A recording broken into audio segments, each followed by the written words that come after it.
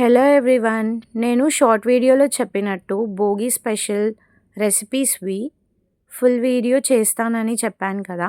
దానికోసమే ఈ వీడియో చేస్తున్నాను. ఈ వీడియోలో నేను పులగం అన్నం, పులగం స్వీట్ ఇంకా చింతపండు పచ్చడి ఎలా చేయాలో చూపిస్తాను.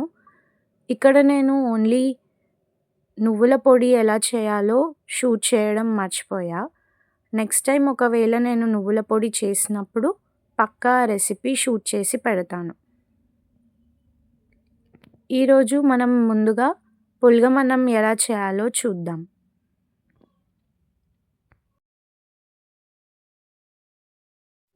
పులగం అన్నం చేయడానికి నేను 2.5 గ్లాసుల రైస్ తీసుకున్నాను.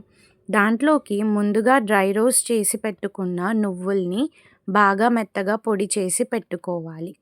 దాన్ని ఒక హాఫ్ గ్లాస్ తీసుకుంటే సరిపోతుంది.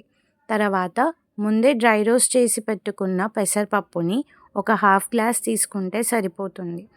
ఇక్కడ నేను 1:2 రేషియోలో వాటర్ తీసుకుంటున్నాను. అయితే 2.5 గ్లాస్ రైస్ ఇంకా హాఫ్ గ్లాస్ పప్పు కాబట్టి టోటల్గా 3 గ్లాసెస్ అవుతాయి. సో 6 గ్లాసెస్ ఆఫ్ వాటర్ పోసుకున్నాను. ఇంకా సరిపడా ఉప్పు వేసుకున్నాను. కొద్దిగా పసుపు కూడా వేసుకోవాలి. అన్నం అంతా దగ్గరగా ఉడికే వరకు ఉంచుకోవాలి. మధ్యలో ఒకవేళ కావాలంటే నీళ్ళు కూడా పోసుకోవచ్చు. ఈ పులగం అన్నం మా సైడ్ స్పెషల్గా భోగి పండగకే చేసుకుంటారు. మీరు ఎప్పుడైనా ఈ పులగం అన్నం ట్రై చేశారా? చేయకపోతే చేసి చూడండి, చాలా బాగుంటుంది. ఈ పులగం అన్నం మనం నువ్వుల పొడి, పప్పు ఇంకా చింతపండు పచ్చడితో తింటే చాలా బాగుంటుంది. ఇప్పుడు మనం పులగం స్వీట్ ఎలా చేయాలో చూద్దాం. దానికోసం నేను ఇక్కడ కుక్కర్లోకి ఒక హాఫ్ గ్లాస్ రైస్ తీసుకున్నాను.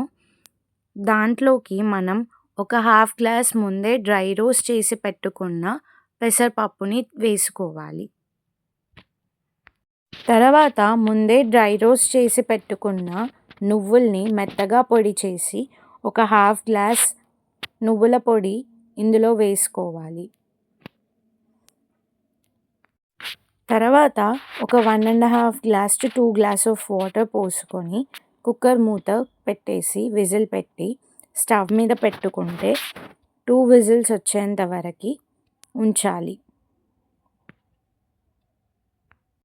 ఒక 2 విజిల్స్ వచ్చాక స్టవ్ మీద నుంచి కుక్కర్ దింపేసి పక్కన పెట్టుకోవాలి. తర్వాత ప్రెషర్ మొత్తం పోయాక కుక్కర్ మూత తీసి పులగం ఉడికిందా లేదా చెక్ చేసుకోవాలి. ఇక్కడ నేను హాఫ్ గ్లాస్ రైస్ ఇంకా హాఫ్ గ్లాస్ పప్పు తీసుకున్నాను కాబట్టి 1.5 గ్లాస్ ఆఫ్ బెల్లం తీసుకుంటున్నాను. బెల్లం అందులోకి వేశాక ఒకసారి కలిపి ఒక 2 to 3 టేబుల్ స్పూన్స్ ఆఫ్ నెయ్యి వేసి ఇంకోసారి కలిపి స్టవ్ మీద పెట్టుకొని కొద్దిగా బెల్లం కరిగేంత వరకు ఉడికించుకోవాలి.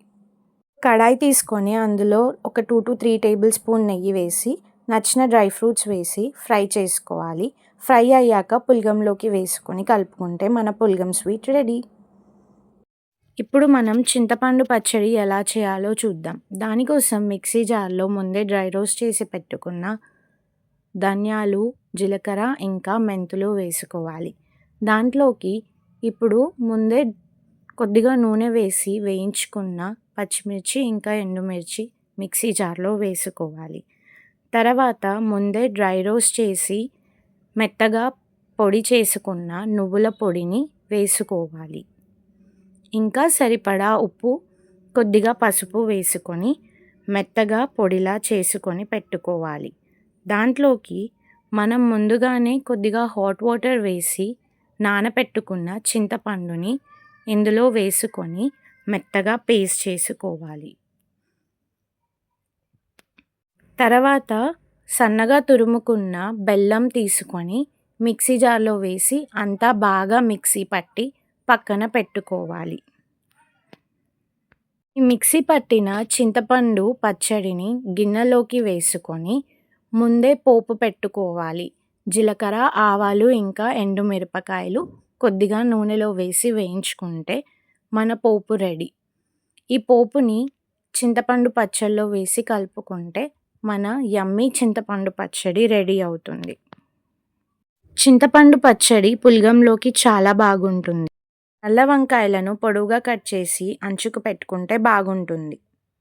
మా భోగి మీల్ ప్లేట్ ఇది. పులగం అన్నంలోకి పప్పు, చింతపండు పచ్చడి, నువ్వుల పొడి విత్ ఫ్రైడ్ వంకాయ అప్పడం. పులగం స్వీట్. మీరు భోగి రోజు ఏం స్పెషల్స్ చేసుకున్నారో కామెంట్ చేసి చెప్పండి. అలాగే ఈ వీడియో నచ్చినట్టయితే లైక్, షేర్ అండ్ సబ్స్క్రైబ్ చేసి వెళ్ళొచ్చు కదా. Thank you.